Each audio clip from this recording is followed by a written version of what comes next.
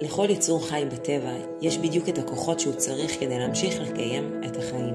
לדוגמה, עץ שולח שורשים אל תוך האדמה לא יותר ממה שהוא מסוגל לשאת ולא פחות ממה שהוא זקוק כדי להמשיך לעמוד ביציבות. המאמץ שפרפר משקיע בזמן שהוא בוקע מהגולם הוא מאמץ כל כך מדויק, והוא זה שמאפשר לו לפרוס כנפיים ולהמשיך להתקיים.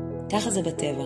יש תמיד התאמה מושלמת בין התזמון, העוצמה והיכולת להכיל אותה. וזה גם ממש ככה בזמן לידה.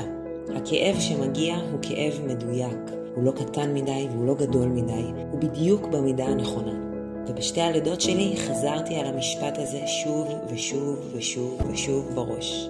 הכאב הזה מתאים למידותיי. הוא לא יותר ולא פחות, הוא לא מעבר לכוחותיי.